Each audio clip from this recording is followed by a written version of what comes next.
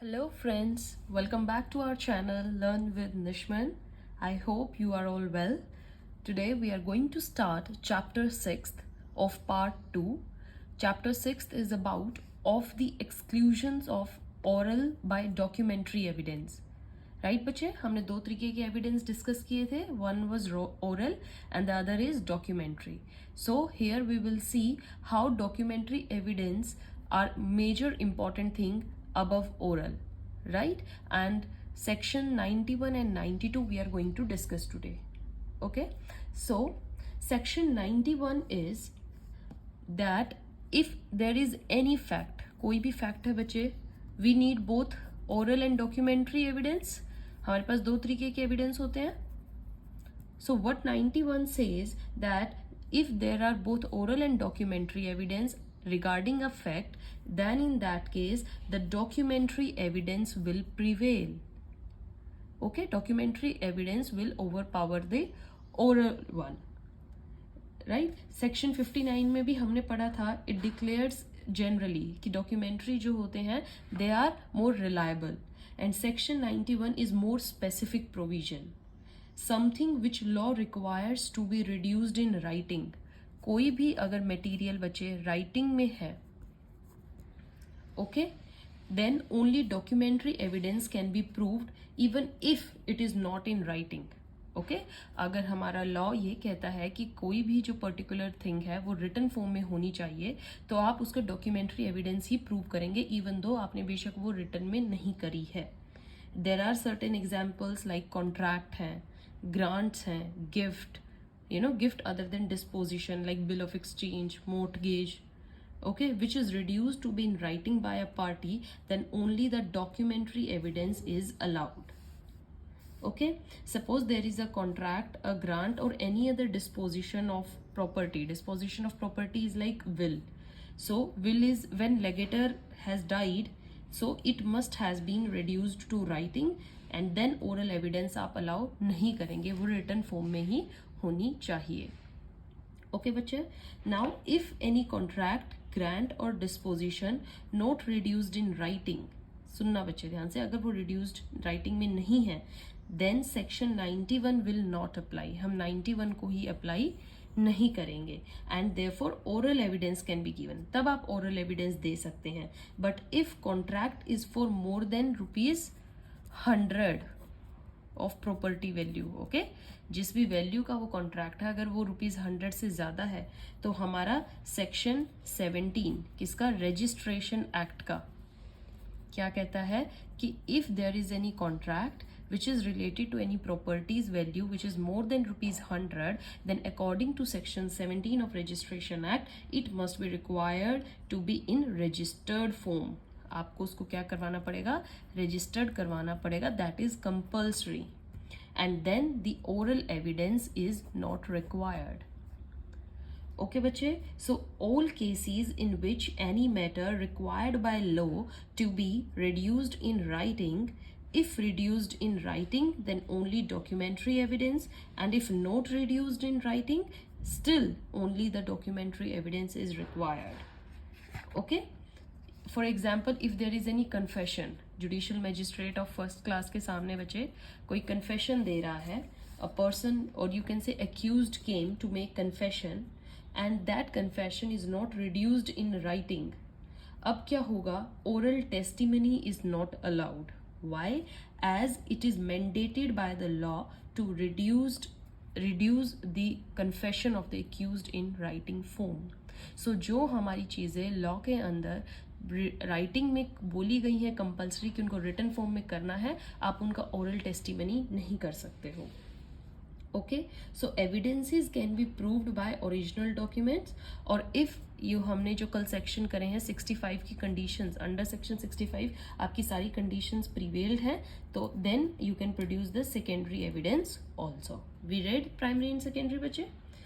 Okay, so हमारे जो भी कॉन्ट्रैक्ट्स हो जाएं, ग्रांट्स हो जाएं या डिस्पोजिशन ऑफ प्रॉपर्टी हो, वो तीन तरीके से होती है, ओरल, डॉक्यूमेंट, मतलब you can say the written one, and the third one is as per the registration act. ये जो हमने पढ़ा है registration act, ठीक है, it is essential to register the document, so it has to be in writing, right. So बच्चे अगर हम ओरली देखें, in the first part of section 91 only those contracts, grants and dispositions will fall which are not essential to be reduced in writing. जो बिल्कुल भी compulsory नहीं है कि आप उनको राइटिंग में लेके आओ, that is which are not required to be registered. The contracts, grants and dispositions which are required to be registered will not fall in the first part, okay, rather they will fall in the second part of the section wherein law requires that transaction should be documented. अगर उसको registered बोला है तो आपको उसको document form में देना ही पड़ेगा. Okay, thus in the first part only those contracts, grant or disposition will fall which are not required to be documented, and in such case the parties have the option to do the transaction orally. आप orally भी transaction कर सकते हो or in writing. First part will apply only in those cases in which transactions are not reduced in writing. Okay बच्चे, अब आप देखिए oral evidence. हम जब एक कॉन्ट्रैक्ट है, आपने देखा हो, ओके, कॉन्ट्रैक्ट में you already heard about the terms of contract. Terms of contract के बारे में सुना ही होगा बच्चे, जैसे क्या क्या, identification of parties, date of performance, place of performance, condition क्या है in performing the contract, subject matter क्या है, कंसीडरेशन क्या है, एनी कंडीशन प्रेसिडेंट या सब्सिक्वेंट कोई उस कॉन्ट्रैक्ट की होनी हो. तो ये सब हमारी क्या कहलाती हैं, terms of contract. Restriction is only in these terms of contract. क्या कि ये जो टर्म्स ऑफ कॉन्ट्रैक्ट होती हैं they should be in written form. Okay, आप इनको ओरली वेरीफाई नहीं कर सकते हो. And if there is anything which is not term of, ये टर्म ऑफ कॉन्ट्रैक्ट में नहीं आती है तो यहाँ पर सेक्शन 91 अप्लाई नहीं होगा. आप इसकी ओरल टेस्टिमनी भी दे सकते हैं. Okay, so fact that there was a contract, अगर कॉन्ट्रैक्ट है along with terms of contract, तो देखिए ये है टर्म्स ऑफ कॉन्ट्रैक्ट जो मैंने लाइन डाली हॉरिजॉन्टली. यहाँ पर सेक्शन 91 अप्लाई होगा, आपको रिटन फॉर्म में ही देना पड़ेगा and only the written thing is submitted. And in this case this is not the term of contract and therefore section 91 will not apply and oral evidence can be given. Okay, so the restriction of section 91 relates only to the terms of the contracts, grants or disposition. Therefore if anything which is not an essential term of the said transaction, अगर ये particular thing term of contract में नहीं आती है, then section 91 will not apply. Okay बच्चे, अब आप एक एग्जाम्पल देखिए. There was some contract in which B paid money and A gave receipt. Okay, B ने मनी दी है और ए ने उसको एक रिसिप्ट दी है. Now payment of money is not the term of contract. Payment नहीं थी, but how much money is paid that is the term of contract. Okay, consideration कितनी रही है वो टर्म ऑफ कॉन्ट्रैक्ट है, वो दी है नहीं दी है वो टर्म ऑफ कॉन्ट्रैक्ट नहीं है. So contract between A and B, other party didn't make payment. Okay, fresh contract. In this contract payment, देखो पहले क्या था, ए एंड बी पार्टी है, यहाँ पर एक पार्टी ने दूसरे को पेमेंट नहीं करी, बट एक दोबारा से फिर एक कॉन्ट्रैक्ट बना, फ्रेश कॉन्ट्रैक्ट, और इसमें क्या हुआ, अर्ली पेमेंट जो बची हुई थी वो भी इसमें कर दी. It is recorded in this contract. So fact that the payment of the earlier जो कॉन्ट्रैक्ट किया है इस टाइम पे वो जो न्यू कॉन्ट्रैक्ट है इसमें वो टर्म ऑफ कॉन्ट्रैक्ट नहीं है. टर्म ऑफ कॉन्ट्रैक्ट वही होंगी जो एट प्रेजेंट कॉन्ट्रैक्ट की टर्म्स रही हैं. देयरफॉर आप जो पहले वाले की पेमेंट आपने अभी करी है आप उसका ओरल एविडेंस भी दे सकते हैं. Okay, so the documents contain the term of the present contract, then only documentary evidence. But if any matter which is written, but अब आपका वो previous contract का part रहा है तो आप उसका oral evidence दे सकते हैं. Okay, अब what was the consideration, ये आपका term of contract आता है. Whether that consideration is paid or not, that is not term of contract. समझ में आ रहा है बच्चे difference? नाउ अब क्या आता है, if the present document of contract contain some such fact which is not a term of present contract, then for that fact oral evidence may be given and 91 will not apply. समझ में आ रहा है बच्चे? Similarly the fact as how much payment has to be given under the contract, it is essential term of contract, consideration की बात हो रही है, and that can be proved only by documentation evidence you know, documentary evidence. The fact whether that amount has been paid और not, that is you can prove through oral evidence. Right बच्चे?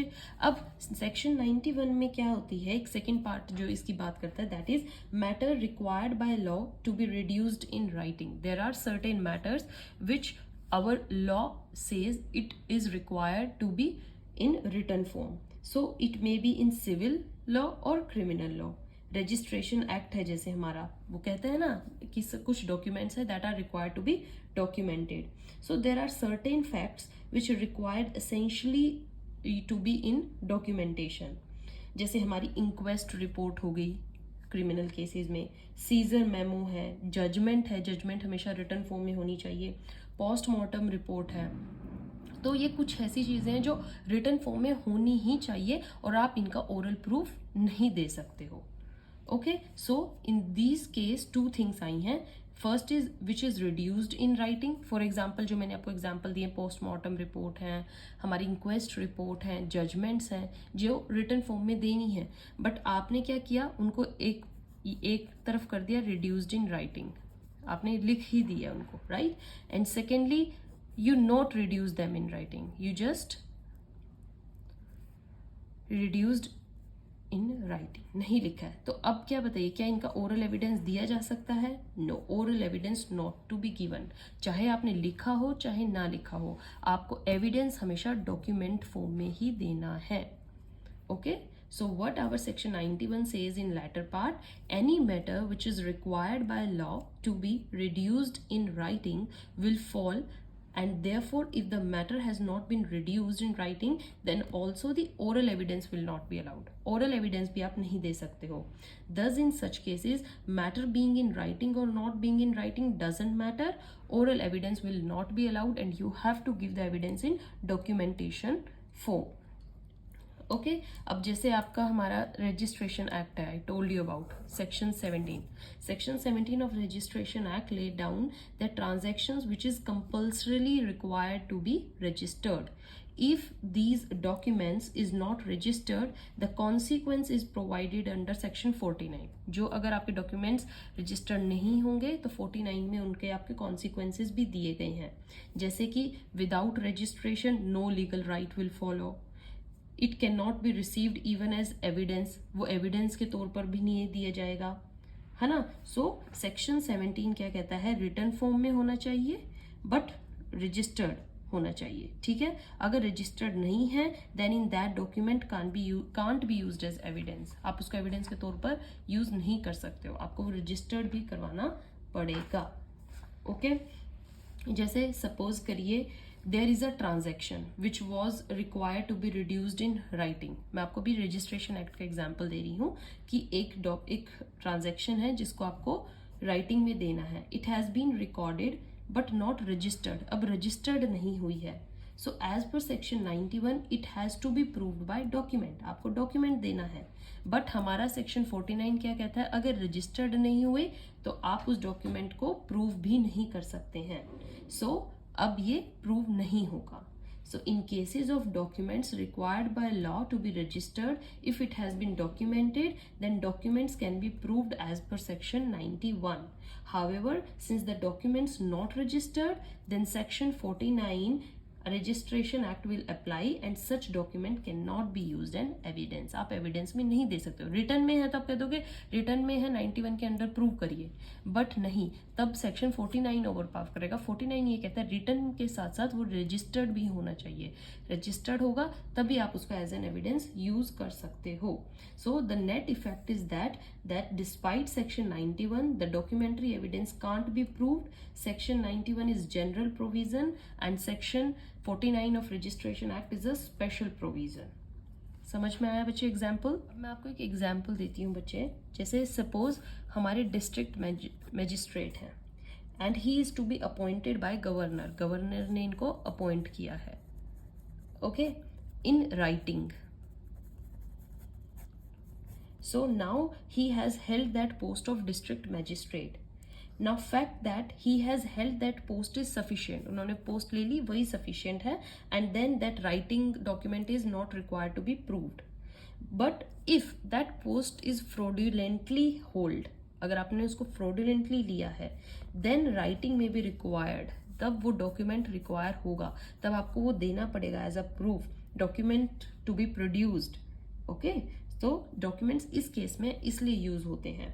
एक और आप, ये हमारे exceptions की मैं बात कर रही हूँ बच्चे, ठीक है, कि कब हम एक्सेप्शन होता है डॉक्यूमेंट्स को, कब हम दिखा नहीं सकते हैं. In case of district magistrate एक और आपकी एक्सेप्शन है 2, जैसे A makes will in favour of B, will बनाई है बी के फेवर में. नाउ क्या होता है, A dies, B goes to probate court, B कहाँ जाता है, प्रोबेट कोर्ट में. B will deposit the will. Now probate court will send notice for objection in newspaper में देंगी to relatives. If any objection, then hearing done. If ultimately it is proved that yes, it is genuine will, then court will issue certificate of will. Certificate of will issue कर देंगी. Probate, this means with this the property now becomes of B. Now if B wants to prove will, the documents of the probate can be proved. अब कभी भी उन्हें अपने नाम पे वो will किसी को दिखानी होगी, तो वो जो सर्टिफिकेट ऑफ विल मिला है, प्रोबेट मिला है, वो उसको शो कर सकता है कि now it is in my favour, right. So a will is any other disposition of property, and therefore as per section 91 the terms of will can be proved only by the documentary evidence. ठीक है बच्चे, समझ में आया. अब क्या होता है, मैं आपको कुछ एक्सप्लेनेशंस देती हूँ, समझिएगा. सेक्शन 91 में दैट ए ने ऑफर दिया है, ठीक है, बी ने उस ऑफर को एक्सेप्ट किया है. एक्सेप्ट करने के बाद क्या हुआ, एंड ऑफर थ्रू लेटर था, और बी ने भी ऐसे अपनी एक्सेप्टेंस थ्रू एक लेटर दी है. So this contract between A and B are formed in 2 documents. ठीक है, 2 डॉक्यूमेंट्स में ये कॉन्ट्रैक्ट बना है. कैसे, फर्स्ट तो ऑफर लेटर था, सेकंड एक्सेप्टेंस लेटर था. देयरफॉर व्हेन कॉन्ट्रैक्ट जब आप प्रूव करेंगे, both the documents have to be proved. आपको ऑफर का लेटर भी देना पड़ेगा, आपको एक्सेप्टेंस का लेटर भी देना पड़ेगा, right? So both these documents will make the contract, right? So there is a contract between A and B, and 2 original documents are prepared, then both signed by A and B. दोनों में signature A and B के हों. Only one original copy is sufficient and both need not to be produced. आप दोनों produce ना करें, एक ही दे देंगे, वही काफी है. ठीक है बच्चे. So section 91 deals with exclusivity of documentary evidence only. The documentary evidence will be allowed in such cases and not the oral evidence. This is all about your section 91. Now come to section 92. What your section 92 says? Pay your all attention. 92 on the other hand is related to conclusivity of documentary evidence. कंक्लूसिविटी को बच्चे हम finality भी बोलते हैं, finality of this documentary evidence. इसमें क्या कहा गया है, देखिए सेक्शन 91 में documentary evidence is proved, then oral evidence will not be allowed to prove any contract, alteration, change, contradiction of terms of contract. Once the document evidence has been proved, oral evidence is not to be taken. आप oral evidence को allow नहीं करते हैं. Once documentary evidence is proved, the under section 91, the contradiction can be proved only by the documents. आप documents ही दिखा के contradiction prove कर सकते हैं. Oral evidence strictly not allowed. यही कहता है हमारा बच्चे section 91. The documents have to be proved on principle of exclusivity. Now restriction of 92 applies only in case the suit is between parties to the document. Parties हैं, जैसे ए और B के बीच में कॉन्ट्रैक्ट था, तो अब ये ए और बी के बीच की ही फाइनलिटी को डिसाइड कौन करता है, हमारा सेक्शन 92. जैसे क्या हुआ, A and B are parties to the contract, suit between A and C. A and C के बीच में अब सूट चल रहा है. Here section 92 will not apply. 92 apply नहीं होगा, as they 92 applies between the parties only, and party are allowed to give, ये oral evidence आपस में दे सकती हैं. Okay, so section 92 lays down the principle of conclusivity, wherein if a transaction has been proved through a document in section 91, अगर कोई भी transaction 91 में document से prove हुई है, then either of the parties to the document or their representatives cannot prove any oral evidence to prove any statement any agreement, फिर आप oral agreement नहीं दे सकते हैं। यही हमारा सेक्शन 92 कहता है। आप कोई कॉन्ट्राडिक्शन नहीं दिखा सकते हैं orally. This restriction applies only between the parties और their representatives, right? So thus if one of the parties in the suit is not a party, then section 92 will not apply. Okay बच्चे, this is your section 91 and 92. I hope you are clear. In next video we will discuss 93 till from 93 to 100. Okay, stay tuned. With this, our chapter 6 will going to be over. Thank you.